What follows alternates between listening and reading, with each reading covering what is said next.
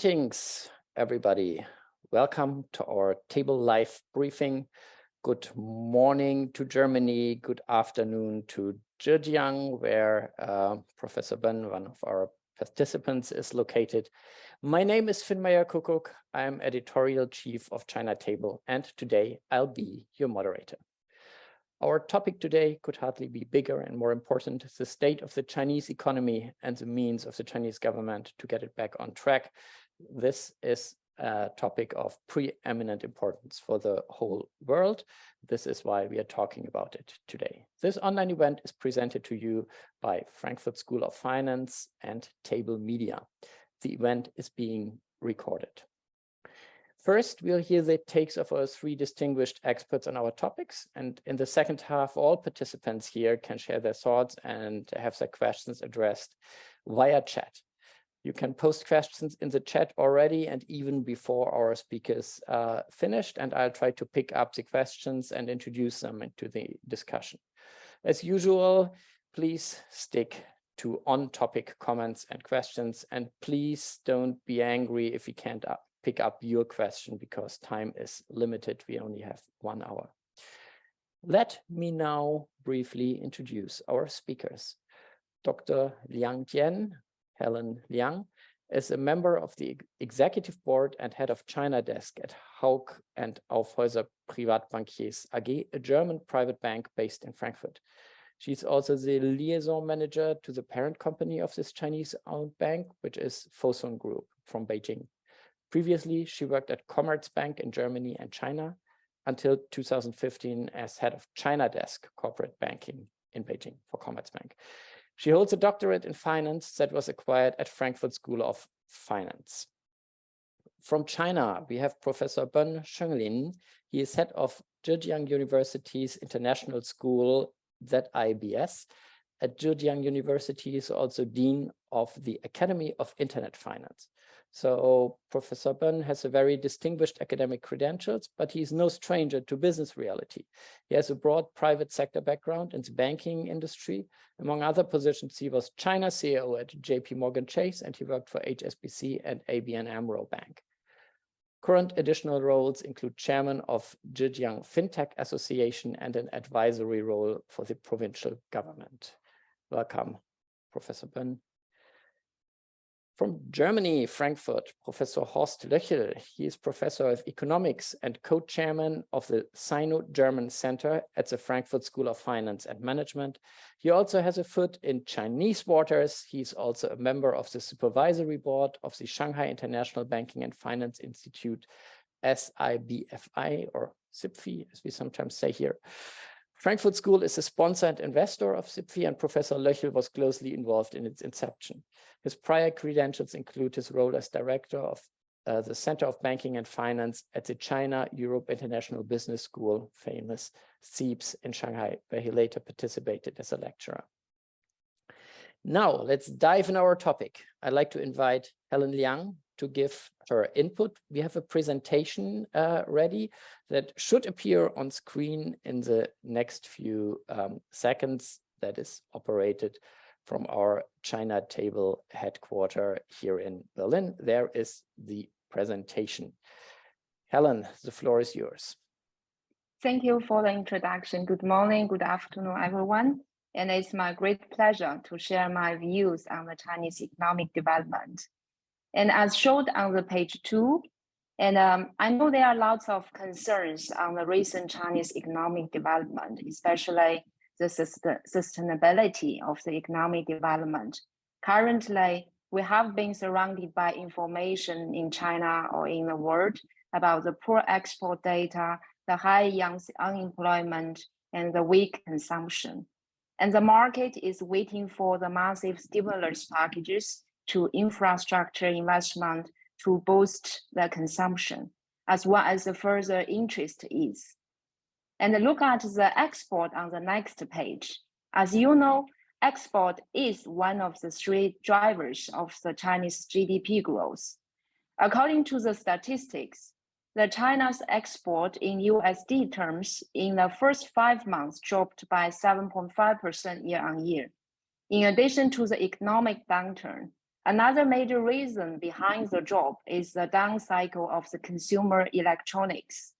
However, if you look at the Chinese export data in RMB terms, this number only dropped 0.8%, which was still much higher than in 2019 before COVID period.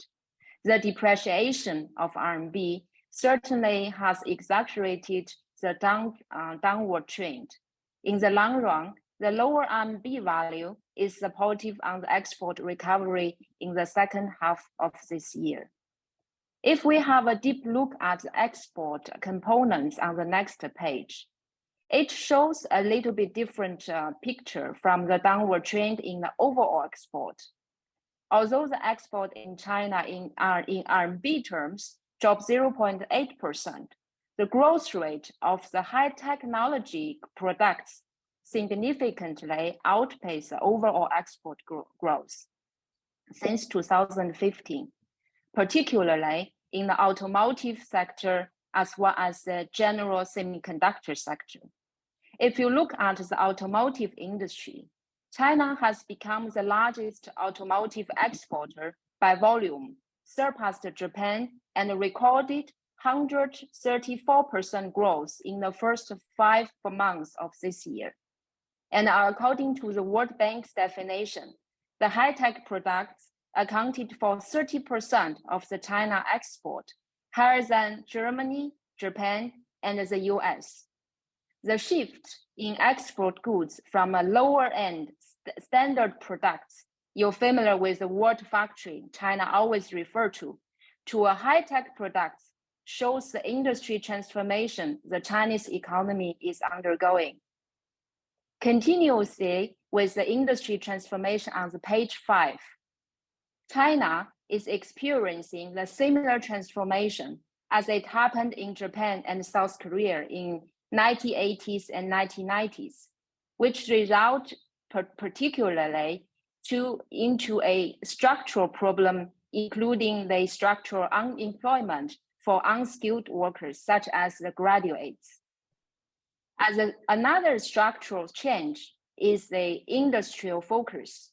You know, in China in the past, such as Alibaba, such as Tencent, the internet industry was developing very fast. And there are a lot of young graduates who graduated in this major, but the industry, such as internet, has entered into the slow growth stage, which explains partially the higher unemployment as well. In China, the overall unemployment rate remains stable at roughly 5.5% averagely since 2017, even during the COVID time. In fact, the young's unemployment rate in China was also in double digital at roughly 13% before the COVID, and now is at 20.8%. And during the second half 2020 to 2021, the service industry, including hotels, restaurants, education, household services, etc., has overemployed the young employees. Due to the strict measures against COVID in 2022, those sectors have been heavily affected by the pandemic, which resulted also to the higher unemployment, especially the younger generation. Look at the page 6. In 2021, the Chinese household overconsumed related to their income growth, which showed in the first chart. Remember that during the COVID period in 2021, China back to normal, and the rest of the world was stuck amid COVID. And in 2021, there was a consumption rebound in China. And afterwards, due to the restricted COVID restrictions measures in 2022 and the weak property market development, as well as the slowdown of the economic growth and outlook, the Chinese consumers' lack of confidence, and they rather put much money on their deposit account and expense less. Therefore, you'll see the record high deposit rate in the second chart. However, Chinese economy is unlike Japan in 1990s. because there is no assets depreciation more than 50%. In Japan was like 80% assets depreciation. And the household debt leverage is significantly lower in Japan. And if the confidence rewards, we believe the Chinese household will start to consume. If you look at the 3 drivers of GDP growth in China on the page 7, as you know that the contribution of the GDP growth has changed significantly. In 2019, the consumption, investment, and export contribute 58%, 31%, and 11% to GDP growth, respectively. However, in 2022, the consumption's contribution has decreased to 32%, and but at the same time, the investment contribution increased to 50%, and the export increased to 17%. The investment in infrastructure investment will play a limited role to promote the economic growth and recovery, because China has announced the $1 trillion expenditure on the infrastructure in August 22. However, investment into R&D instead of in structure investment will be important for the industry transformation in China into a high-tech driven economy. If you look at the next page 8, Chinese R&D expenses increased annually at 12%, higher than the US, the Japan, Germany, and South Korea. What's important, the Chinese overall R&D expenses accounted for 18% of the world total and surpassed the EU in the first time in 2021. And there is still a much room to catch up in terms of the GDP percentage. The investment into airspace, 6G communication, electricity cars, biotech, clean technology such as clean energies, which will be interesting investment fields also for the foreign investors who want to invest into China. The overall market economic situation in China, as shown on page 9, is quite different from the US and Europe. There is no inflation, there is no interest hike in China.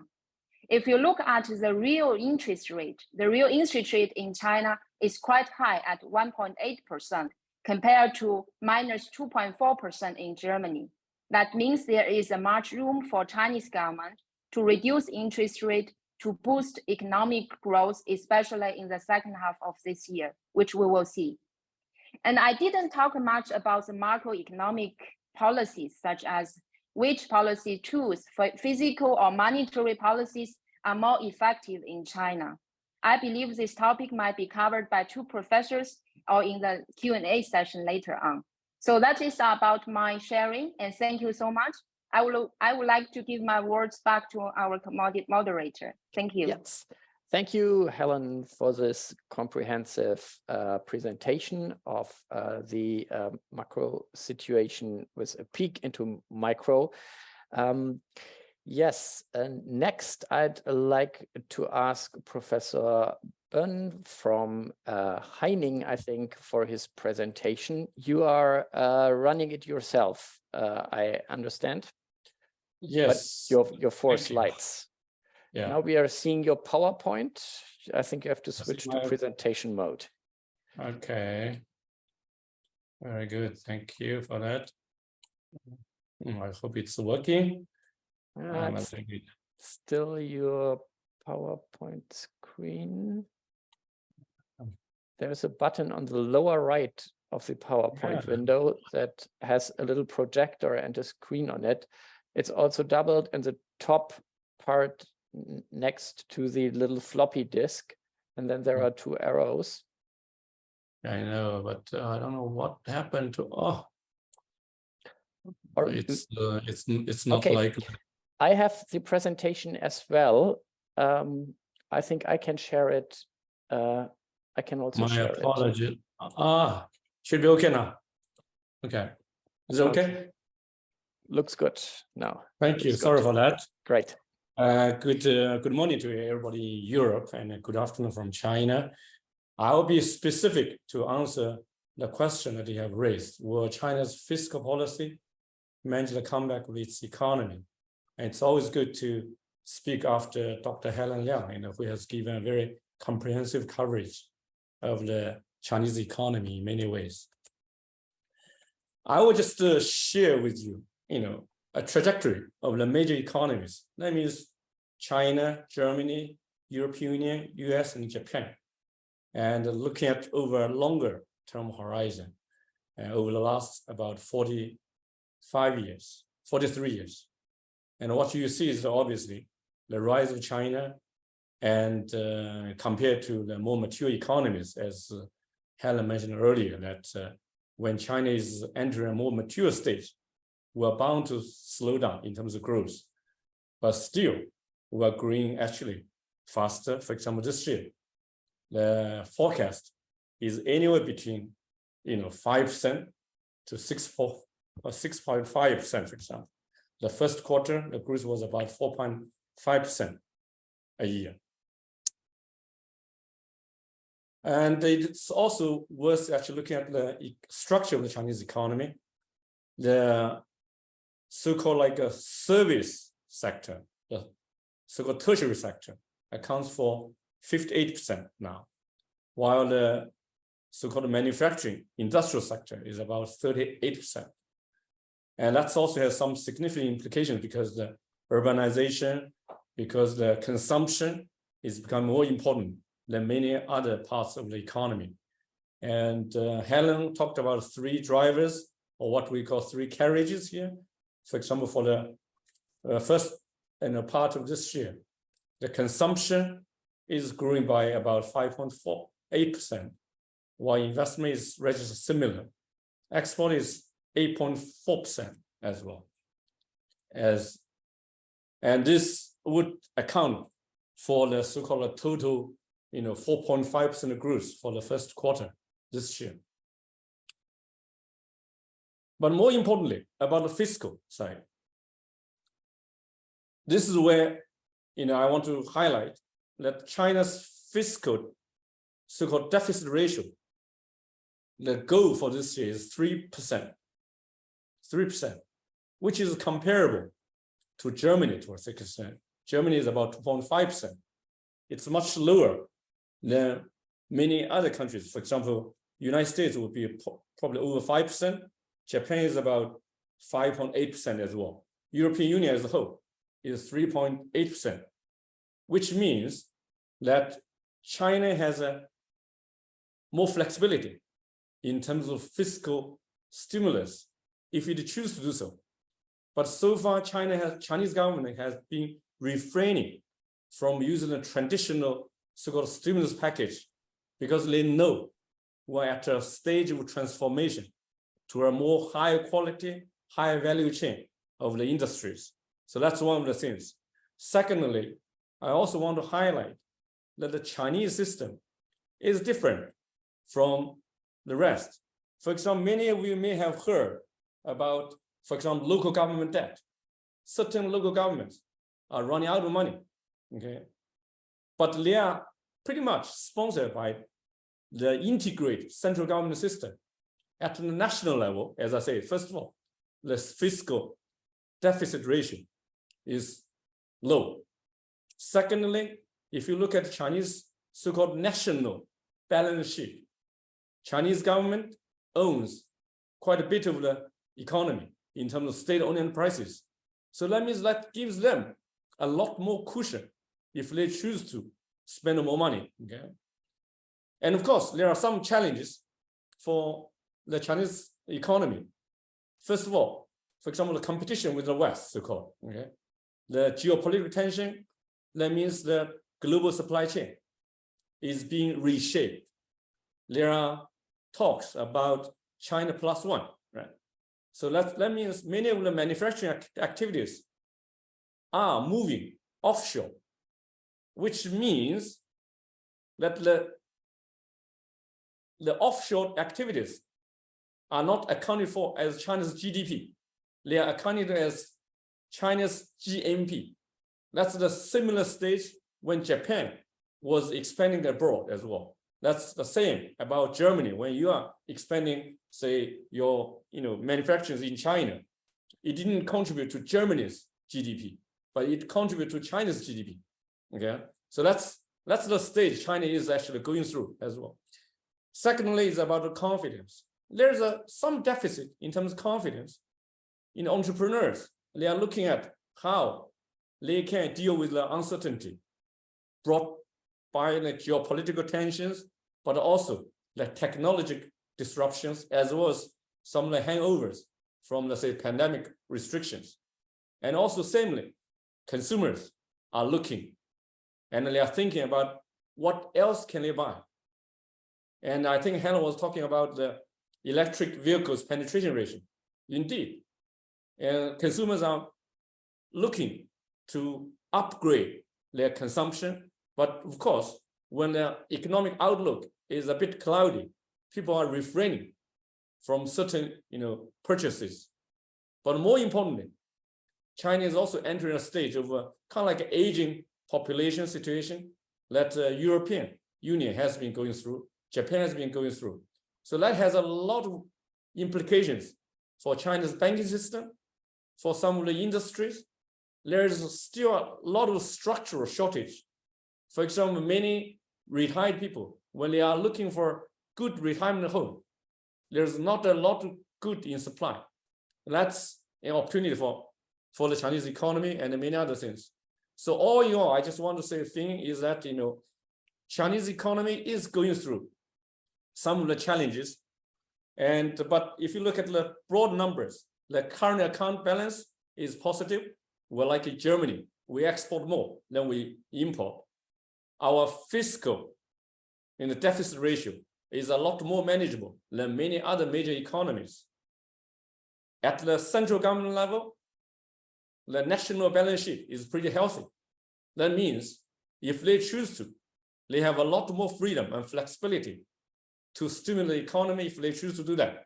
But I think they are being a little bit more cautious as to what would be good for the sustainability of the economic growth. So let me stop right here. Thank you.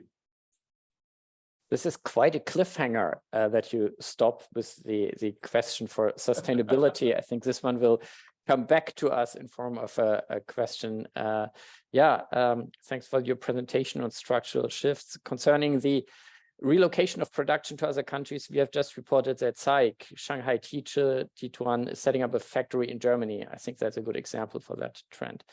Horst Löchel, please, your remarks start here. Yeah, thank you very much also for the invitation. We are very happy to gather with the distinguished experts and colleagues and friends. I think most of the points about the characteristic and the current features of the Chinese economy are already mentioned. So I will concentrate on policy only. And I will raise three questions or try to answer three questions. The first one is, does China need a stimulus package? Yeah, this is the first question. The second one is, what is the role of monetary policy by managing the economy? And the third one is, what is probably the most important demand component to stabilize China's business cycle in the short run, but also for the long-term growth? For the first question, if I read all the newspapers, the English speaking in Chinese or the international ones or the German one, there's a huge expectation in the market that China will launch a stimulus package, especially in the financial markets.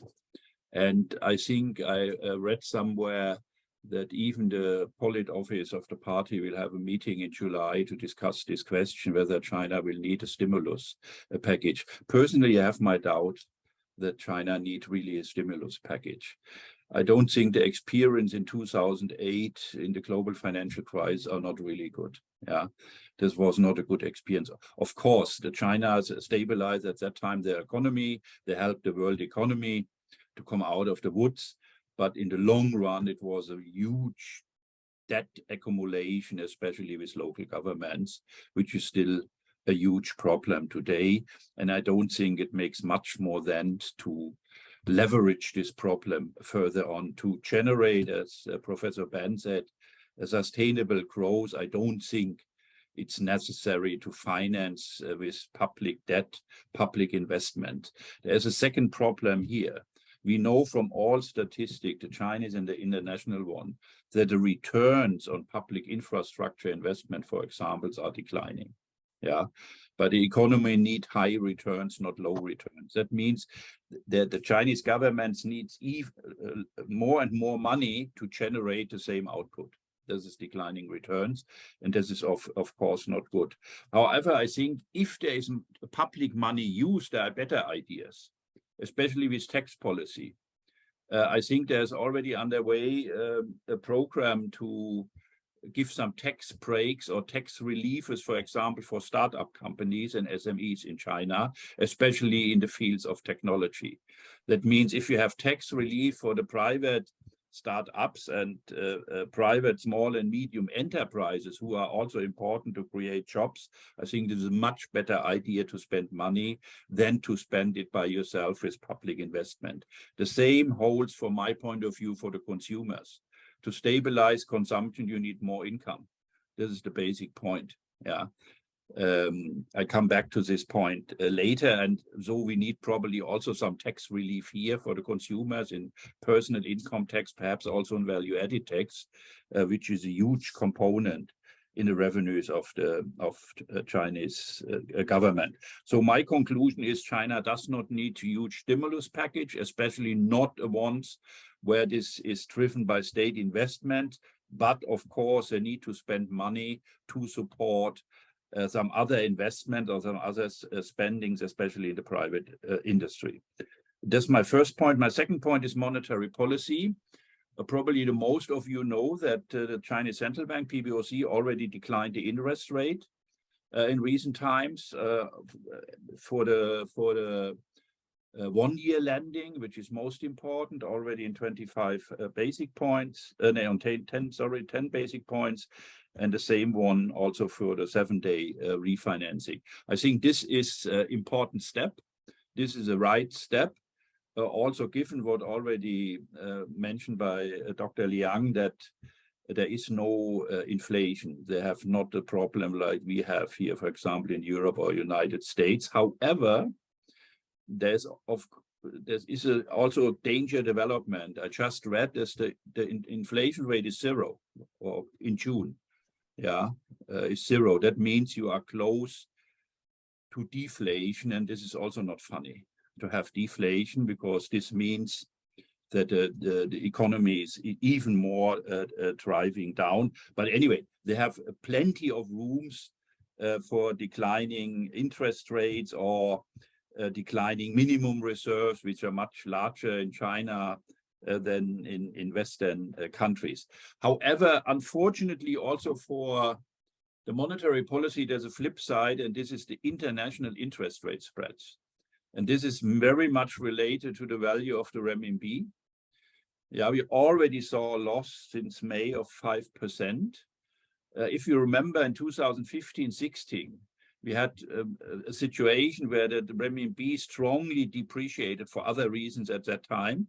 But this leads to capital outflow, because much more attractive for international investors to invest their money in a higher interest rate environment, for example, the United States. And of course, the capital outflow from China would be challenging the economic situation even more. So this is difficult to handle for the Chinese Central Bank, given also that the Fed or the ECB are still underway to increase the interest rate. This is the flip side. But I think even we have this problem in China, for monetary policy is still room. My last point is about the demand component. I was very pleased when I read the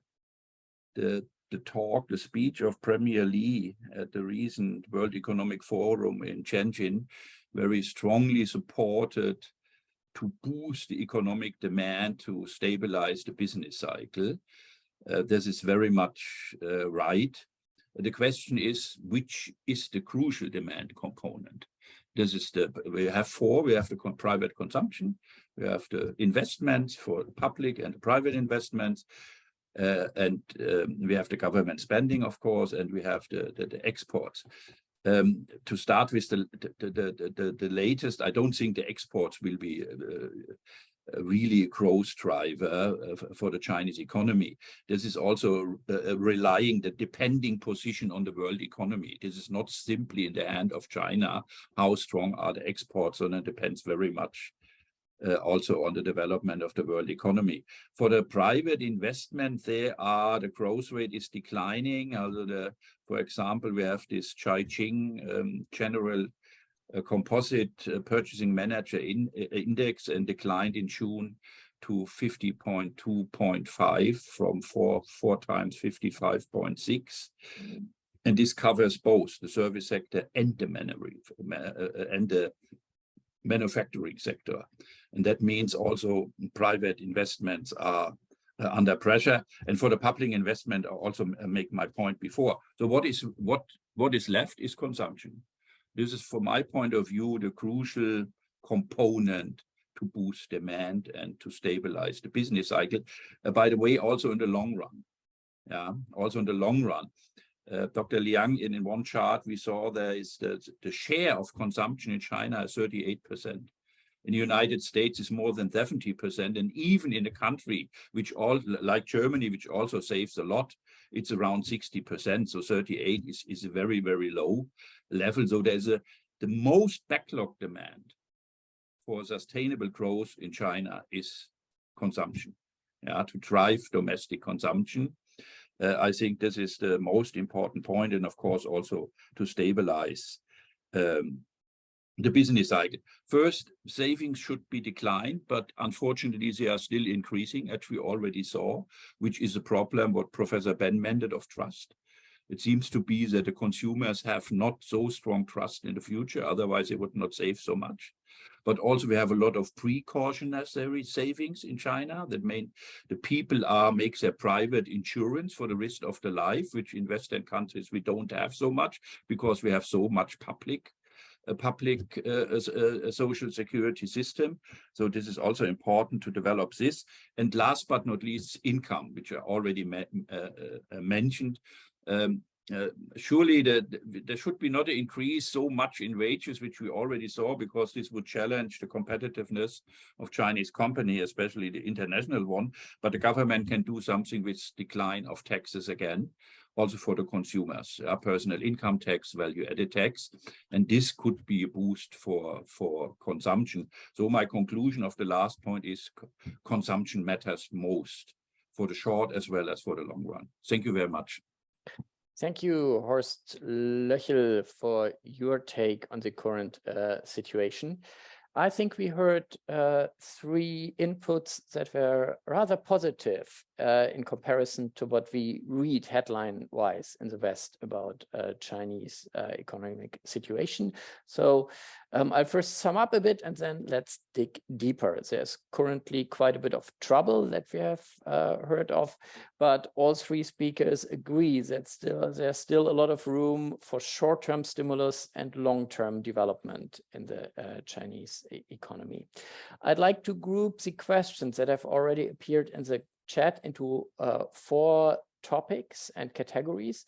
First is the topic of declining returns of monetary and fiscal stimulus. Then we have consumer demand and household confidence connected with youth unemployment and the labor market situation, which would be the next topic, and then globalization efforts, export, and the step onto the international stage. There was a question from Philip Lingard that came in quite early on. There appears to be a return to physical infrastructure investment as the CCP's preferred way to boost the economy. Surely so much infrastructure has been built already that another bridge or tunnel is not going to generate any return once built. I'd rephrase this, I'd say, a little bit more fairly to make the answer more difficult for our experts. I would put it in I would connect it with the terms that Horst Löchel used, diminishing returns. The third convention center might be needed because there are so many conventions in one big Chinese city, but it will certainly boost growth and development much less than the first convention center that was built in the 1990s, right? Isn't that a problem in terms of the money that needs to be spent? Horst Löchel already touched upon this topic. Maybe Professor Shenglin from Zhejiang University, maybe you can tell us your take on this troublesome question on diminishing returns. Yeah, diminishing returns obviously is the law of the nature, and China has benefited a lot from the public infrastructure investment, and that's what I think to a certain extent the Chinese unique system. People have been talking about also about high-speed train, for example. Is it profitable on its own? Because certain part of the country, you don't always generate enough, say, traffic volume to justify the so-called like a high-speed train investments. Okay, but on the other hand, we also know in economics there is what we call externality. That means, okay, you may not be able to make the money from the train ticket sales, but the rest of the rural areas may benefit from more equal access to the market, equal access to the, say, raw materials, and generate, say, tourists and in the long run. So I think in that sense, we need to look at the investment returns on a more global scale. And one of the things I always actually struggle to understand is that why in America, for example, the telecom coverages of certain parts of the country is not too good. In the mobile phone connection is not too good in certain parts of the United States. Why in China, in almost in every corner, it is. Irrespective of whether there is only like 20 people in that particular town, or you have 20,000 people, because it's public utility. And the state telecom sectors, they are required to provide the basic universal services to them. If you allow the market to decide, say, well, there are only 20 people, there's not enough economy scale, then you don't do it. But that's probably not good for the overall connectivity and the network effect. So that's my basic answer to some of the concerns about that. Okay. Yeah, so the returns can also be found elsewhere, not via the same mechanisms as before.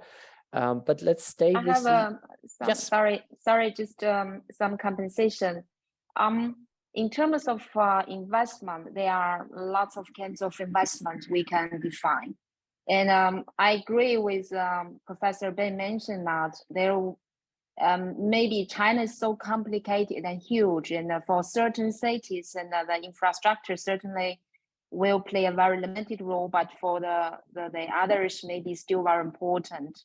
And but if you look at the other types of investment that, as I touched as well, into the R&D expenses, especially into the basic research as well as the high-tech technology industry, which is also partially driven by sovereignty funds in China.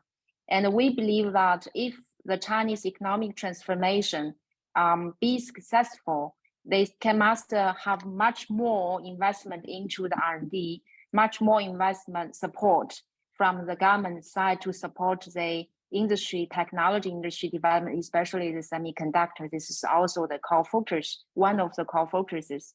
So we see now the expenses in research and development is increased, but in terms of the GDP percentage, there is still much room to go. So we believe that in the future, this part will certainly play a very important role and also support the transformation of the Chinese economy into a high-tech driven one. Yeah. Also a short comment from my side. This is also a question of alternatives. Yeah, also the government should not spend in every area the money. Yeah, they should concentrate in something. And if we have this kind of trade-offs, let's say, I think to support parts of the private industry in consumption, but also, for example, in high tech and seems to me at this very moment a better strategy. Of course, I agree with Professor Ben to say there's still also backlog demand in China, especially in Western area with infrastructure and so forth. And there's also strong externality because infrastructure is important for business and other things. I agree with that. But at this very moment, there should be also concentration.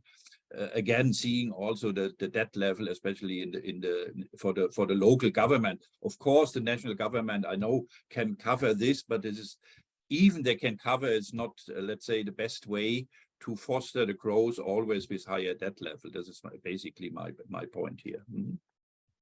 Thank you, Horst. Maybe I can also just add a couple of things. Thing is that, and people have been looking at the Chinese economy from some of the headline data. For example, the exchange rate between renminbi and US dollars. Yeah, it's one of the lowest point between US dollar and renminbi for the time being. But Chinese currency is not benchmarked against just the US dollars. We are benchmarked against the so-called basket currencies. We have an index called China Foreign Exchange Trading System, CFET index. And based on the data, for example, over the last, since 2015, the data, for example, right now is about 96, 97 out of 100. The lowest point was 91, basically. That was 2019, 2020, and the highest was, so it's, what I'm trying to say is that why people are looking at the exchange rate only between US dollar and renminbi. And of course, exchange rate itself is a very complex issue. But as I said, China is not just exporting to the United States. We export to many other countries. So it's not just the US dollar and renminbi, but Chinese currency versus euro versus pound versus Japanese yen, for example. These are the things. So just want to highlight. And we definitely one day have to do a webinar on the internationalization of the yuan and what the trends are. To stay with the real estate sector, which has always been the main pillar of Chinese growth. Ralf Koppitz, who I know is a lawyer, I think it is the Ralf Koppitz, asked the question about real estate stimulus. The People's Bank of China just extended real estate industry support measures until end of 2024. Loan extensions, repayment adjustments, loan maturity extensions. What's your take on this? And to add my own 5 cents, are these solid measures, or is it a bit dangerous to go so soft on loan policies? Who wants to answer? All three are addressed in the question. Okay. So who? Well, I am based in Haining, when the backdrop is some piece of property in a sense, okay, and this campus was built about 7-8 years ago from the local government, which of course has contributed to their probably fiscal burden to a certain extent. But in the meantime, after 7 years of completion, this place is thriving. And the price of the apartment around the campus is hard to buy, actually, meaning it's difficult to find one. Okay? And same I can say that as Helen and Horst highlighted earlier, China is a big country. Certain parts, some of the smaller city, remote areas, when they have only very few residents, of course, the property market isn't going to take off. Okay? But in places like Yangtze River Delta, where Shanghai, Hangzhou, Suzhou, this region has a population of 250 million people, a GDP of over 4 trillion euro. So on its own, there's strong demand. So it's very difficult to generalize, say whether there's some property bubble. Okay, my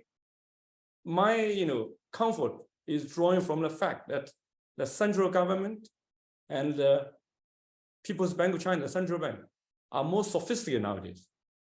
Okay, they are more targeted. They know when they should give some breathing room to the property sector, but there are also many other rules and regulations that they could use to encourage certain part to develop. I can give you one example thing at the personal level. I mentioned about retirement homes, right? Especially, China is aging. My parents, we were trying to find a good retirement home in Shanghai with good medical services. We couldn't find a good one. I had to call friends to ask for a favor to use the backdoor, connections to find one. So that means, while there's a excess capacity in a sense in the property sector, but structurally there's some shortage in certain parts. So I think the property developers, they need to be smarter. They need to do their work better. Okay, so that's what I can say. Yeah. Helen Liang has compared the current situation to Japan in the late 80s, early 90s, and said there's a difference. There's in China, no stock market bubble burst, but obviously a real estate market bubble is deflating. Couldn't this lead to what we had in Japan, a kind of balance sheet recession, that the real estate developers will spend a decade getting their balance sheets in order and not invest properly because they have to pay off debts? Can maybe someone comment on this possible issue? Because it's a private sector driven thing. It's not something that can be easily regulated from the government.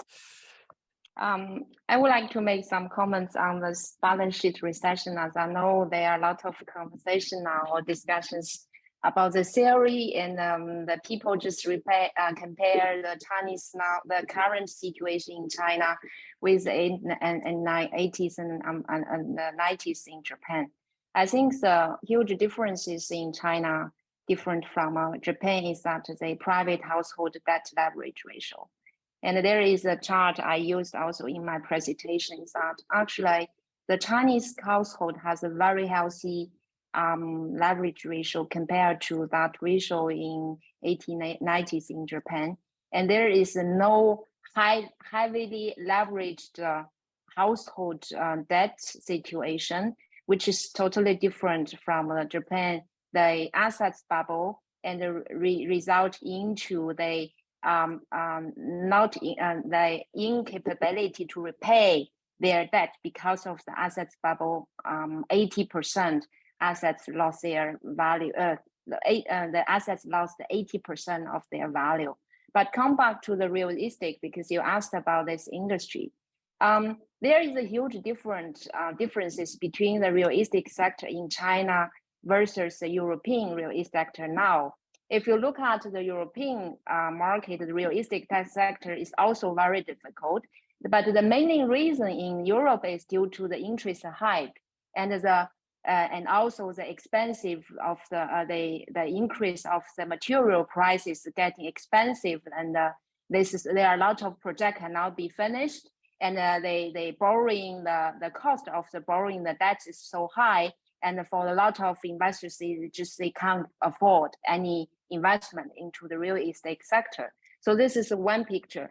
But in China, this is a different picture. Some years ago, 2 or 3 years ago, the Chinese government just come up with a policy. It's called real estate. The apartments is for living, not for the speculation.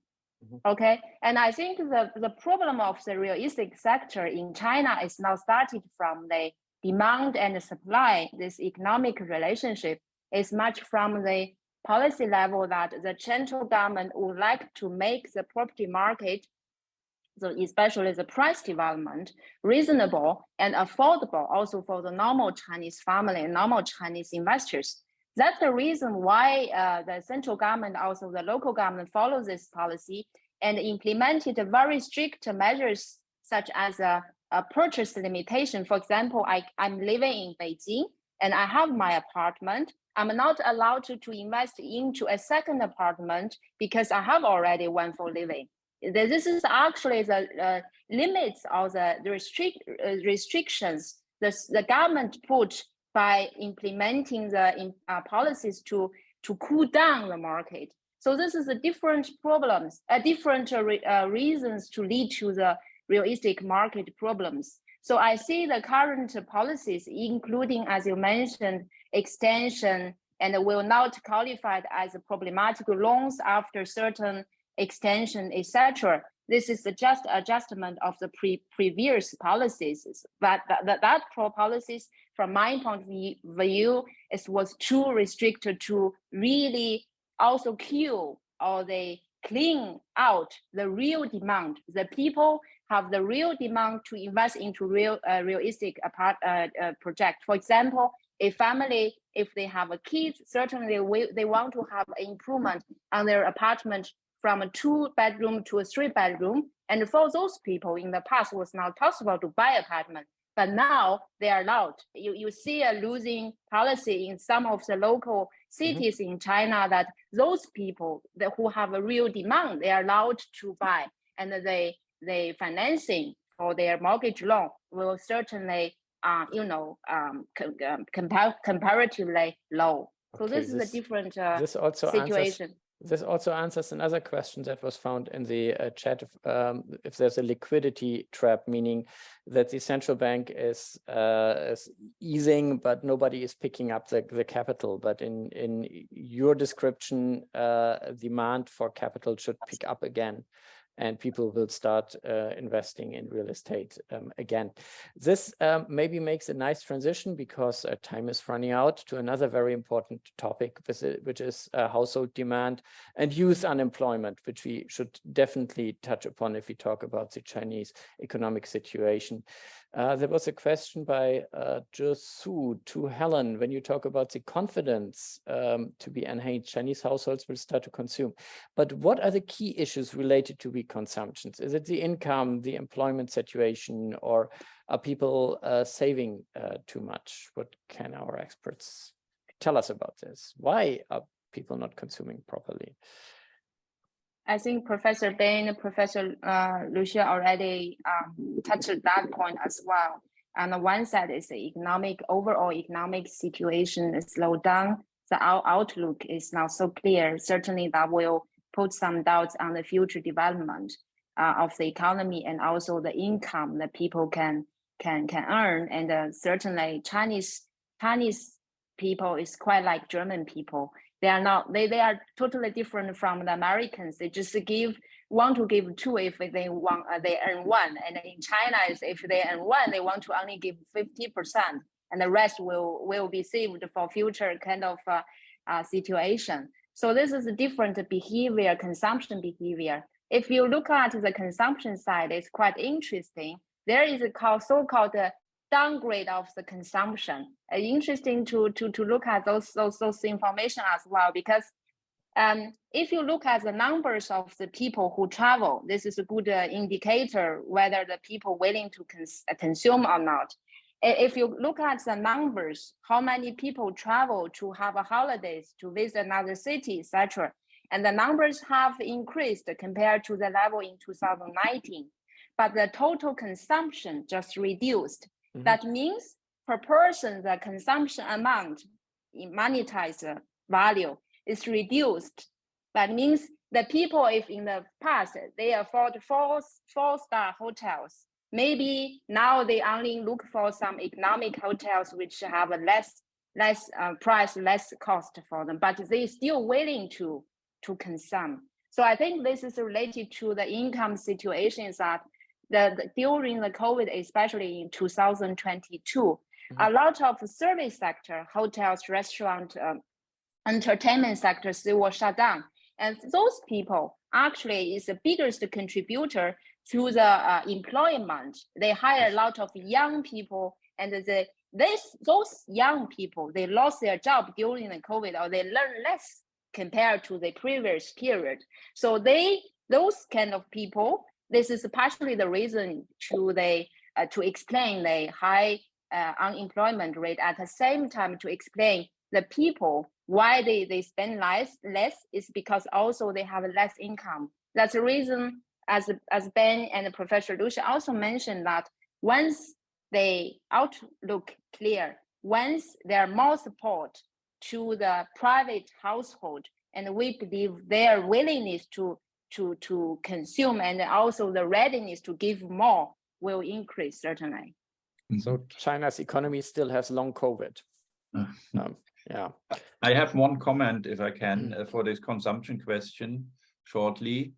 I think it's not only a short-term problem related to missing trust, it's also for Chinese economy, from my point of view, a long-term problem. When I was in China in 2008, I remember the then Premier Wen Jiabao, he has this famous talk about these imbalances in Chinese economy. And the imbalances was too high investment, too low consumption. This was 2008. Now we are in 2023, 15 years later, and still consumption share is below 40%. I mean, if you have a low share, that means GDP is growing faster than consumption, not meaning there is no less consumption, but the GDP, that means the overall income is faster growing than consumption. This is the problem. So we need a kind of a redistribution of income to household to spend more. Otherwise, no chance to really increase consumption, even if we have the short-term effect, hopefully in the second half of the year, that people have more trust after the changing policy with COVID and so forth. But this is also a long-term issue. Now, I quickly connect two questions to one. What is the reason for the high youth unemployment, and what can the government do about it? So, well, there's a structural issue, obviously, that China graduates a lot of university graduates, and but not enough like a vocational training. That means the people who can really get things done. So again, there's a structural imbalance between the supply side and the demand side. So you, for example, just look at some of the so-called like I would say call it blue collar type of work. There's a strong demand. Okay, it's difficult to hire the people nowadays. So there's again, as I said, I think China's university system has been building up the capacity to build all this, I guess, so-called like university, more academic trainings instead of like professional trainings that we need to learn from Germany, for example, and many other countries. I'm sure it takes time to rebalance, because every professional training school at one point, they all want to upgrade themselves to be a big university. Now, I think, as Helen said, maybe there should be a downgrading of the educational system, in a sense, that there will be some good vocational training, institutions in China. Okay, and people need to feel comfortable and proud of the fact that they are doing the good work. Okay, in that sense. So the answer is China has too many BAs in engineering and not enough electronics installers and other practical application-minded jobs. Now, the numbers are a bit frightening. 20% youth unemployment would make any government worldwide a bit nervous about this situation. Aren't there going to be targeted stimulus measures for the under age 24 labor market in the second half of the year? What I'm seeing, and Horst and Helen, you can add, what I'm seeing is that the whole country is rallying behind. This is a very important challenge. Okay, the private sectors are being encouraged. They are being organized to find the right people that they can hire. And in the meantime, there is some kind of campaign in the media even to remove some of the whatever you call a stigma. And that means you are, as a university graduate, you wouldn't actually do some certain type of jobs. As I mentioned earlier, the economy is in transition. I think the demographic trend is such that we need to do certain things which the previous generation didn't want to do, but there's a strong demand. The case I mentioned earlier about the retirement homes, for example, is an excellent example why I think we need to train better nurses to make sure that the aging population can be taken good care of, and also they will be paid well as well. Yeah, we have a tradition to end on time, and it is 12 o'clock. So I'd give a short summary of what we have heard. We know now that the structural changes that China's economy is undergoing create, together with the effects of the pandemic, a number of significant, pick up the word that Professor Löchel used, imbalances, and the effect of this shows in many areas of the economy. Others are doing quite well, also because the basic need for development is still there in so many sectors, and once balance or partial balance is restored, and we know that in China there never was a completely blissful state of balance in all sectors, things could look much more positive also already very soon. Many thanks to our distinguished experts, Dr. Liang and Professors Ben and Löchel, for their time, and the wonderful audience for attending. I feel very sorry. I really feel emotionally sorry for all the good questions that I've put here in my little note document copied there, that would have been absolutely worth picking up and being asked and answers. But we try to keep this compact to keep it manageable. So many thanks again. Please check our website, Table.media, and the website of Frankfurt School for upcoming events. And with this, I conclude our webinar. Thank you very much. Yeah, thank you very much from my side as well. See you. Bye-bye. Bye.